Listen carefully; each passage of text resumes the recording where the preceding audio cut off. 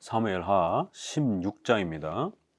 다윗이 마루턱을 조금 지나니 무비보셋의 종 시바가 안장 지은 두 나귀의 떡 200개와 건포도 100송이와 여름 과일 100개와 포도주 한 가죽 부대를 싣고 다윗을 맞는지라. 왕이 시바에게 이르되 내가 무슨 뜻으로 이것을 가져왔느냐 하니 시바가 이르되 나귀는 왕의 가족들이 타게 하고 떡과 과일은 청년들이 먹게 하고 포도주는 들에서 피곤한 자들에게 마시게 하려 함이니이다. 왕이 이르되 내 주인의 아들이 어디 있느냐 하니 시바가 왕께 아뢰되 예루살렘에 있는데 그가 말하기를 이스라엘 족속이 오늘 내 아버지의 나라를 내게 돌리리라 하나이다 하는지라. 왕이 시바에게 이르되 무비보셋에게 있는 것이 다 내 것이라 하니라. 시바가 이르되 내가 절하나이다. 내 주 왕이여 내가 왕 앞에 은혜를 입게 하옵소서 하니라. 이제 피난을 가고 있는 다윗의 모습을 성경은 좀 더 상세하게 소개합니다. 그러면서 또 이 피난의 과정 속에서 다윗이 얼마나 비참하고 고통스러운 아픔의 그러한 장면 속에 처해 있는지를 상세히 소개하고, 또 그런 다윗을 긍휼히 여기시며 불쌍히 여기시면서 또 하나님께서 도와주시는, 또 어려움 중에서도 그 성도와 교회를 보살펴 주셔서 특별히 이 다윗의 왕국이 무너지지 않도록, 하나님의 교회가 붕괴되지 않도록, 메시아의 왕국의 이 모형적인 이 다윗의 왕국이 붕괴되지 않도록 세심한 여러 배려들을 또 펼쳐내시는 하나님의 위대한 또 돌보심의 역사가 상세히 소개가 됩니다. 이제 시바라고 하는 이 또 종이 찾아옵니다. 이 무비보셋, 사울의 마지막 살아남은 아들이었죠. 그래서 시바라고 하는 종을 돕도록 했고, 그 무비보셋이 다윗과 함께 왕족으로서의 그 권위를 누리며 살아갈 수 있도록 그렇게 조치를 취해준 사울의 이런 마지막 자손입니다.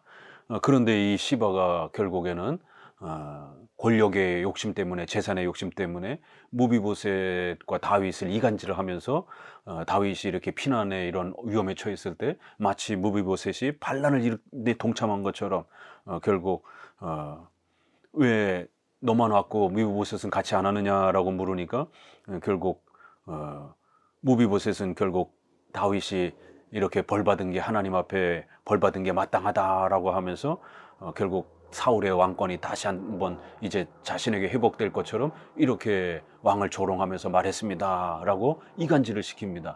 이제 나중에 보게 되면은 결국 무비보셋은 장애를 앓고, 다리를 절는 장애를 앓고 있었기 때문에 금방 오지 못했다라고 이렇게 고백하고, 시바가 자기를 속여서 이렇게 왕과 이간질시켰습니다라고 이제 무비보셋이 이제 고백하는 장면이 뒤에 나옵니다. 결국 이렇게 시바라라고 하는 또 이 악한 종이 다윗과 무비보셋을 관계를 또 이간질하면서 어려움을 줍니다. 그럴 때 이제 여기서 다윗이 좀 실수를 합니다. 왜냐하면 그 자초지경을 좀 더 알아봤어야 되는데 시바의 거짓말만 듣고는 결국 화가 나서 무비보셋이 반란한 것으로 판단을 하고, 결국 무비보셋의 모든 재산을 시바가 가지도록 그렇게 결국 재판을, 정치적 결정을 해버렸습니다.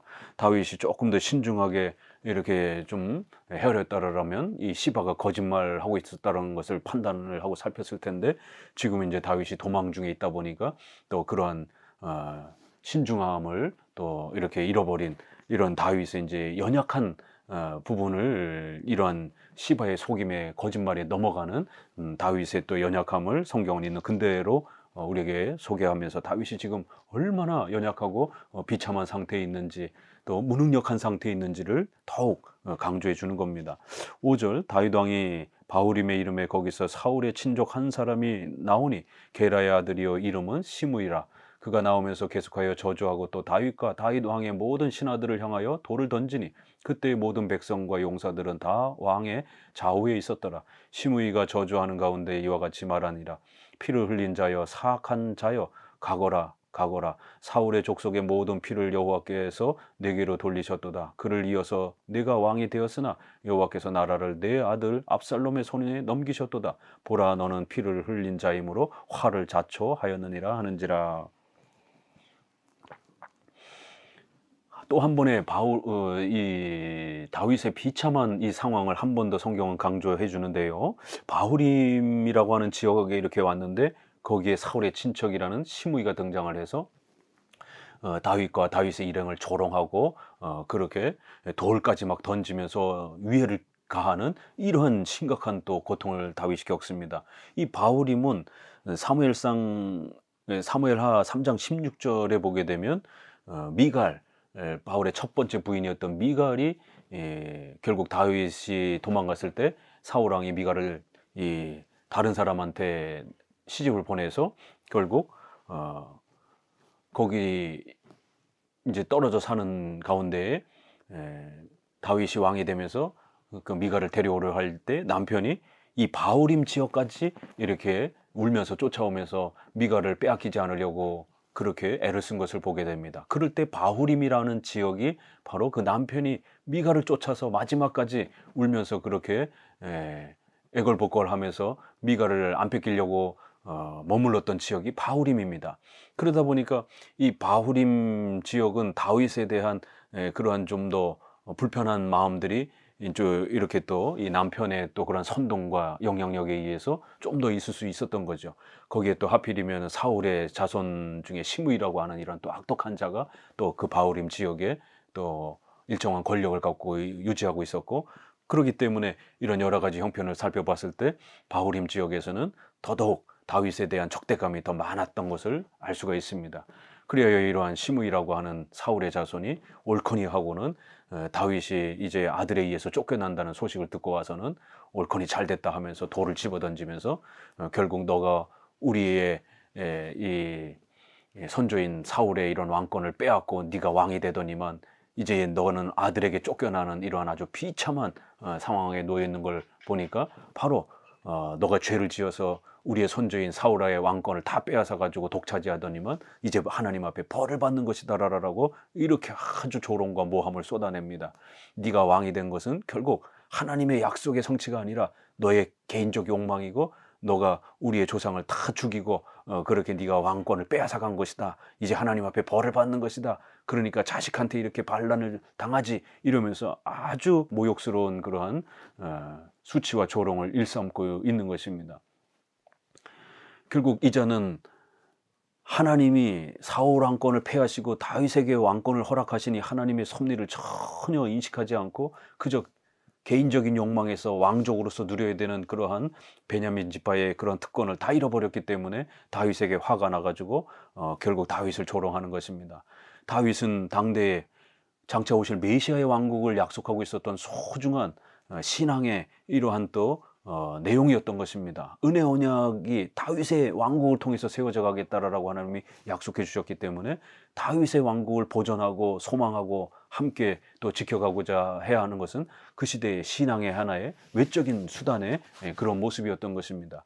그러니까 결국 다윗의 왕권을 인정하지 않고 여전히 그저 사울의 왕권에만 마음을 빼앗기고 있었던 이 시므이는 하나님의 이러한 뜻과 섭리의 역사를 전혀 인정하지 않고 외면하고 그저 자신의 정치적인 권력을 잃어버린 것에만 속이 상해가지고 다윗의 이러한 그 어려움을 조롱하고 있는 것입니다.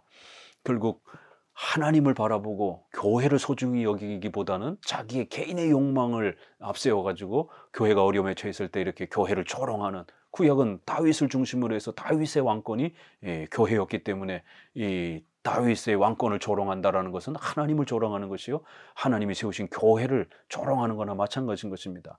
섭리를 제대로 이해하지 못하다 보니까 자기에게 어려움이 된 건 그것만만 생각하고 결국 교회를 조롱하는 이런 악에 빠진 것입니다.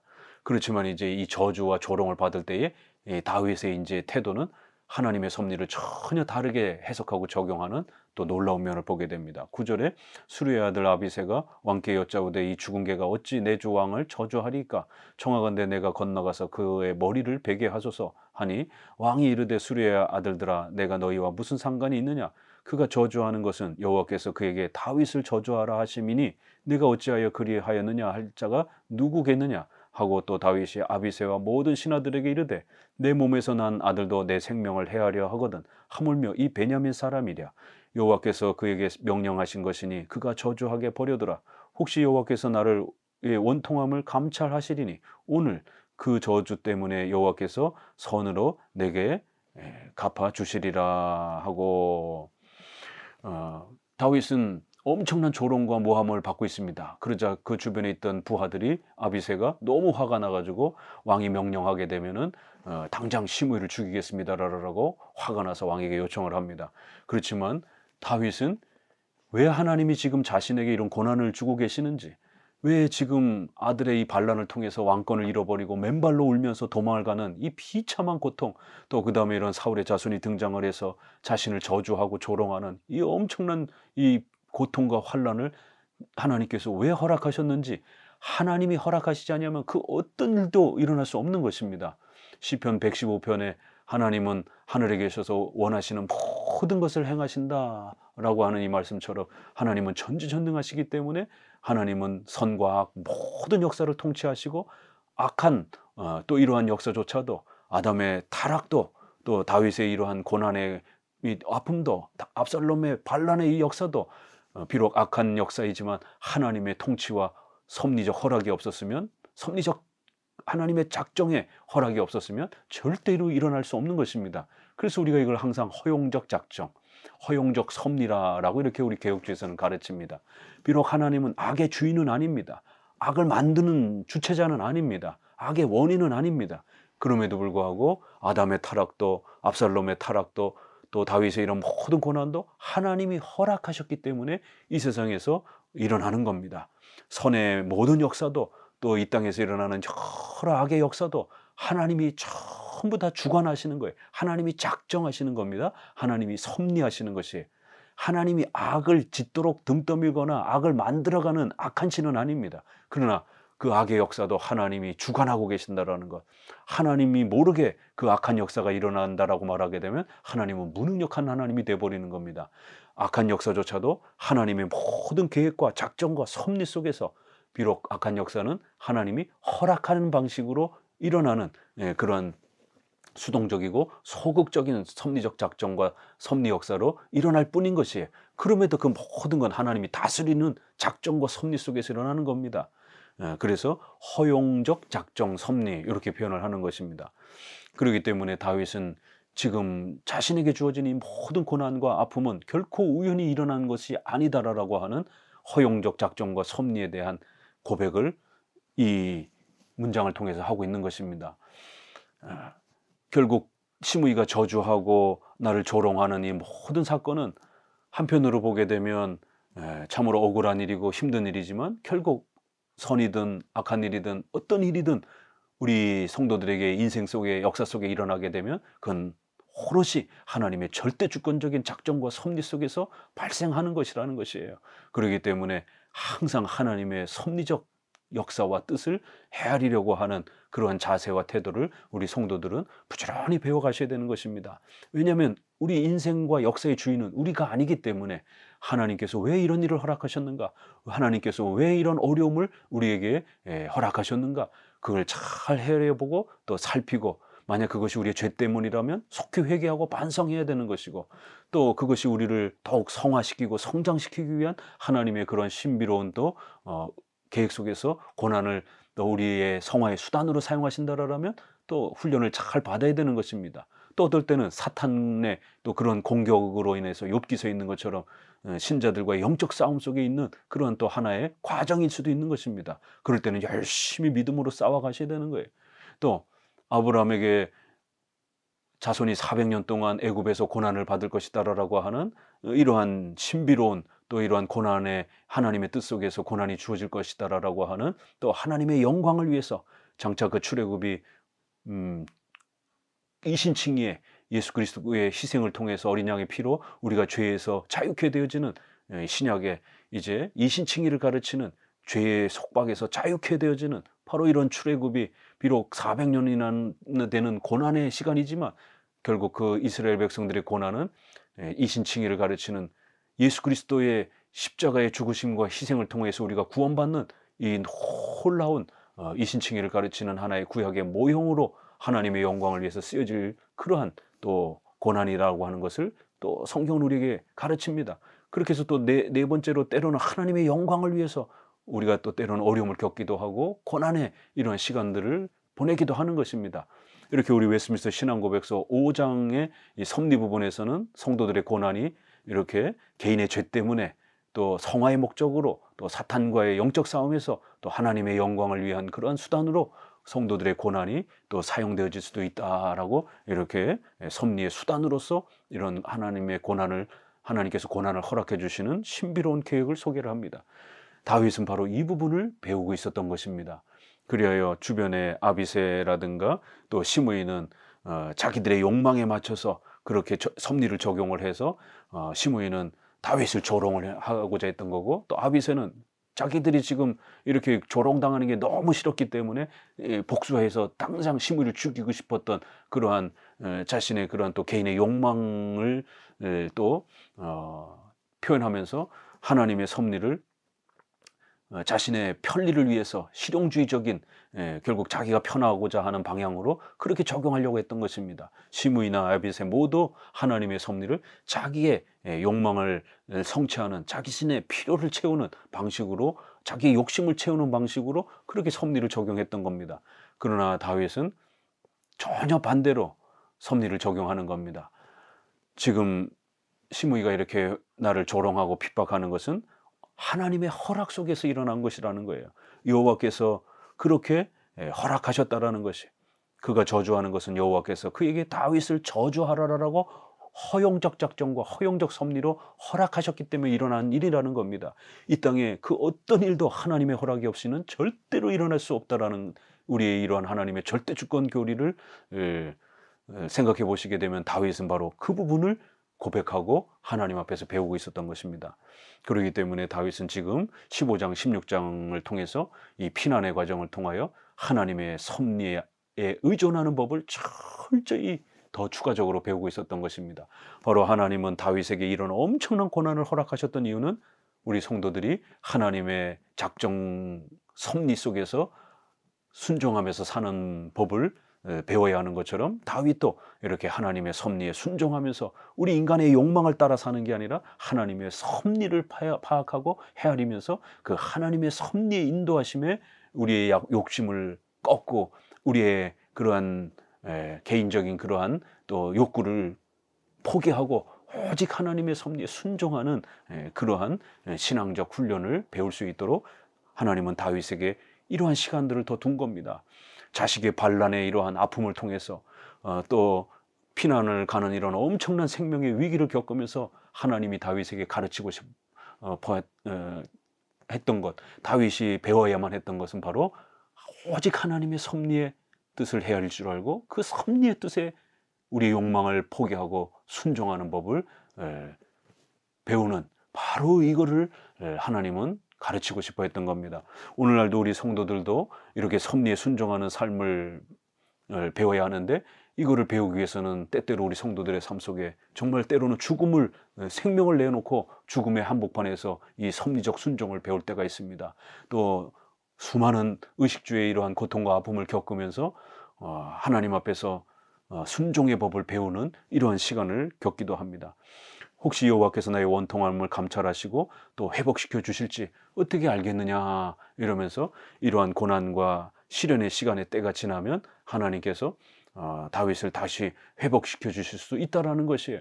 그래서 하나님으로부터 온전히 책망과 징계를 충분히 이러한 고초들을 통해서 받고 나면 하나님께서 이제 때가 되어서 다윗을 다시 회복시켜 주실지 어떻게 알겠느냐?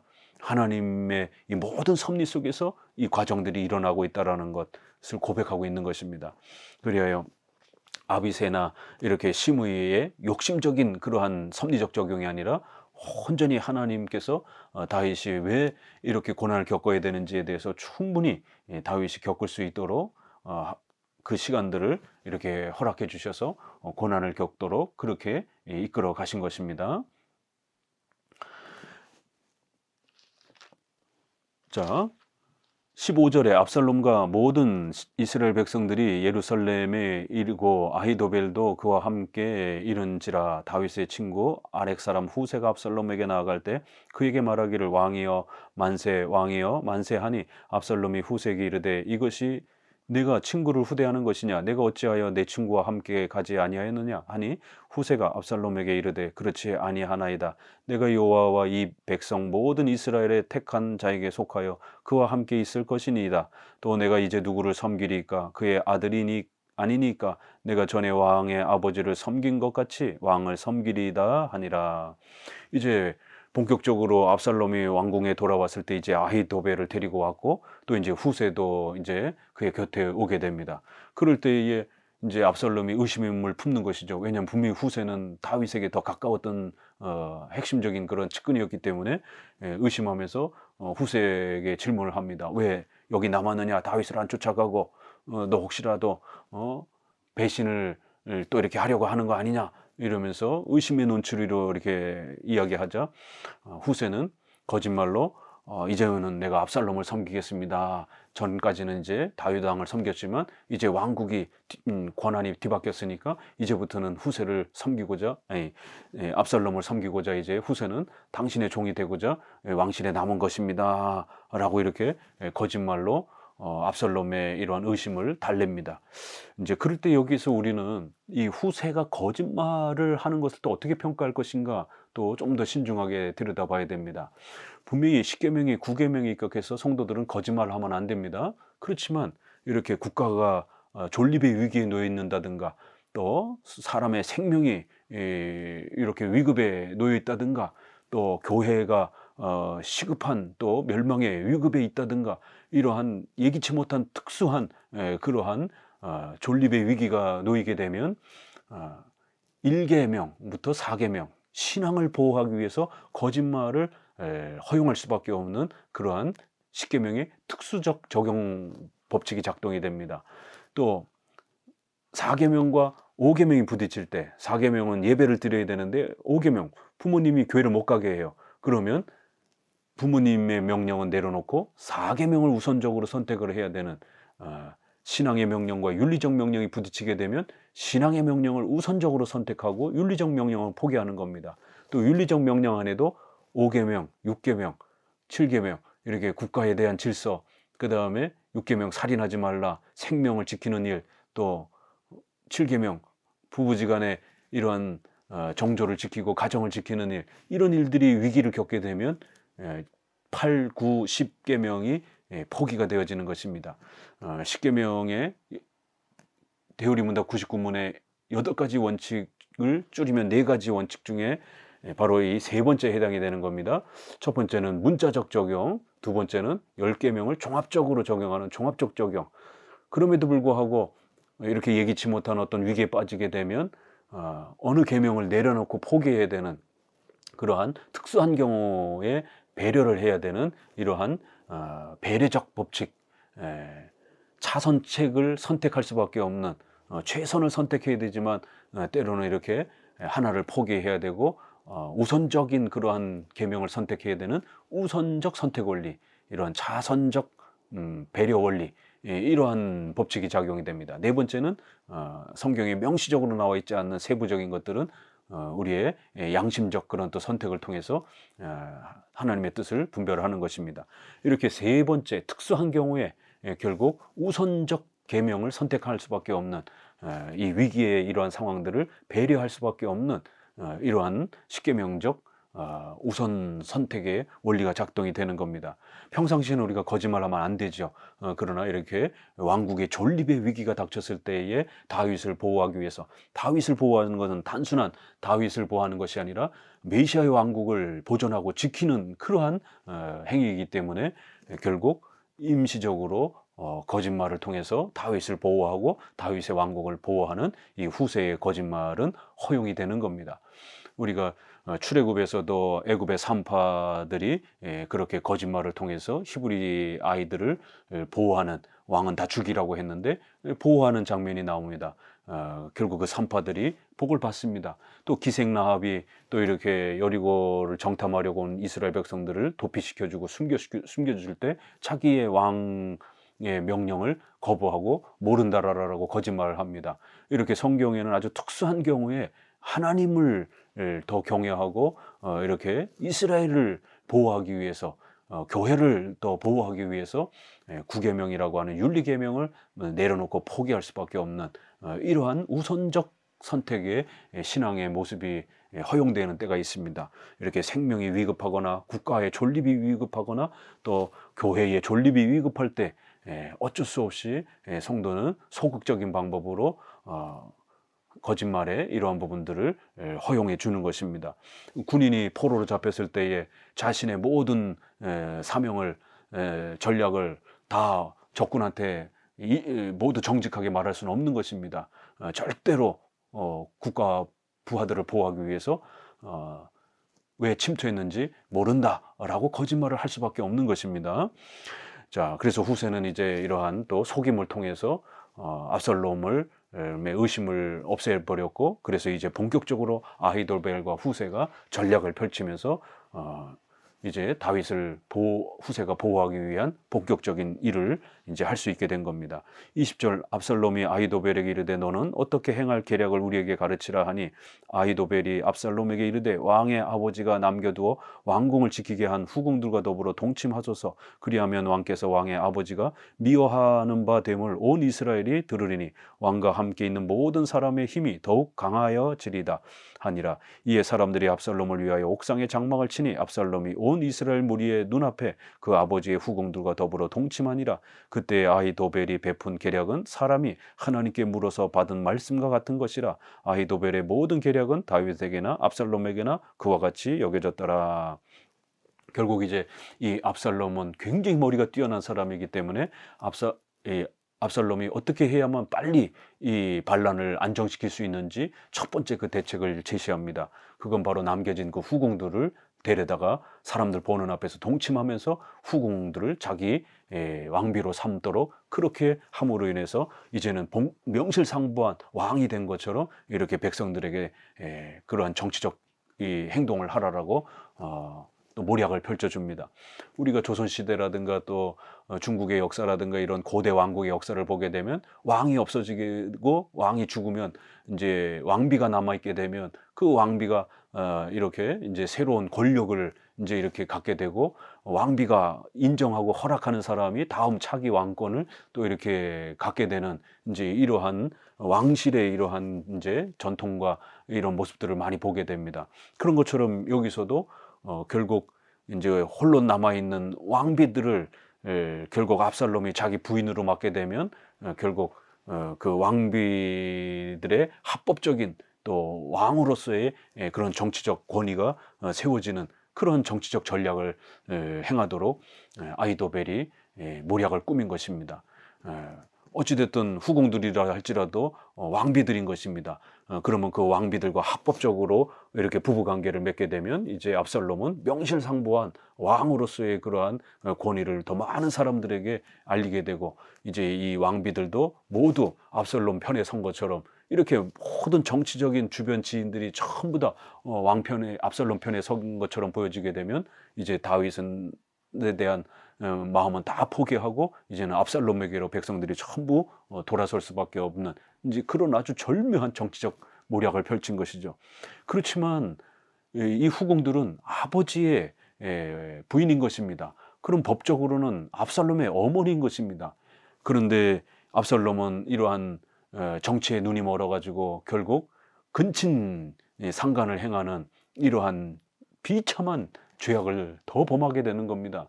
자기 법적인 어머니를 그렇게 성폭행함으로 인해서 자신의 왕권을 유지하고 싶은 이런 욕망에 눈이 멀어서 어머니까지 성폭행하게 되는 이러한 참혹한 죄악을 압살롬은 더 행하게 된 겁니다. 결국 아히도벨의 이러한 모략과 또 조언은 엄청난 권위를 갖고 있었기 때문에 그 누구도 이 아히도벨의 이 조언이라든가 모략을 막거나 방해할 수 없었다라는 것이 그만큼 다윗은 절체절명의 위기에 빠진 것이고 압살롬은 엄청난 권력을 이제 전부 다 확보한 것처럼 이렇게 보여지고 있는 것입니다. 이렇게 어마어마한 이 권력이 이렇게 마련되어져 가고 있었던 이 압살롬의 권력을 하나님은 일거에 무너뜨리신 것입니다. 압살롬과 아히도벨은 자기들이 모든 권력을 이제 완벽하게 다 구축했다라고 생각했지만 결정적인 순간에 하나님은 아히도벨의 이러한 또 계략이 무너지게 만들었고, 또 압살롬이 전쟁에서 패하게 되는 아주 우연찮은 방식으로 전쟁에 패하게 하심으로 다윗이 스스로 자기 힘으로 왕권을 회복한 게 아니라 전능하신 하나님이 왕권을 회복해 주신 것을 더욱 강조하는 성경의 모습을 보게 됩니다. 그래야 이렇게 16장에서는 다윗이 정말 이제는 왕권이 완전히 빼앗긴 것처럼 이렇게 비참한 상황에 놓여져 있다는 걸 더 많이 강조하고, 압살롬이 얼마나 철두철미하게 왕권을 강력하게 확립했는지를 보여주면서 이 다윗의 왕권이 거반 무너진 것처럼 이렇게 우리에게 있는 그대로를 보여줍니다. 그렇지만 이제 뒷장면에 보게 되면 결코 다윗의 왕권은 무너지지 않습니다. 다 무너진 것 같지만 하나님께서 약속하시고 또 지키시는 왕권이기 때문에 결정적인 순간에 다윗의 왕권이 다시 회복되어지는 놀라운 역사를 이제 우리는 또 배우는 것입니다. 이렇게 인간적인 방법으로 아무리 권력을 독차지하려고 이렇게 애를 쓴다 할지라도 하나님이 허락해 주지 아니하면 절대로 그 왕권을 가질 수 없는 것입니다. 하나님의 섭리란 이렇게 무서운 것입니다. 그래서 앞서서도 다윗은 인간적인 정치적 방법으로 이러한 것들을 해결하는 게 아니라 하나님의 섭리가 지금 다윗을 보호하고 계시는지, 다윗 편에 서 계시는 것인지, 이게 더 중요하다라고 고백하면서 하나님의 섭리에 순종하는 것이 인생을 회복할 수 있는 가장 중요한 비결이다라고 고백하면서 하나님께서 나를 책망하고 꾸짖어서 이제 회개하고 다시 돌아와서 하나님의 그 국률하심을 얻을 수만 있다라면 이 모든 고난을 받아내겠다라고 하면서 하나님의 섭리가 자신을 향해서 어떻게 작동되는지 그것을 배우기 위해 목숨을 걸고 온 힘을 다해서 하나님의 섭리의 뜻에 순종하는 것이 우리 인생에 있어서 가장 바르게 사는 길이다라고 그렇게 고백하면서 하나님 앞에서 무엇이 중요한지를 또 이렇게 소개하고 있는 것입니다. 오늘 이 본문을 통해서 우리 성도들도 역시 삶을 살아가면서 위기를 겪을 때마다 섭리를 생각하셔야 됩니다. 우연히 일어난 일은 없습니다. 하나님의 계획 속에서 모든 것이 허락이 있어야만 일어나는 겁니다. 하나님의 섭리의 뜻을 배우는 것만이 우리 인생이 안전하게 살아갈 수 있는 유일한 길인 것입니다. 감사합니다.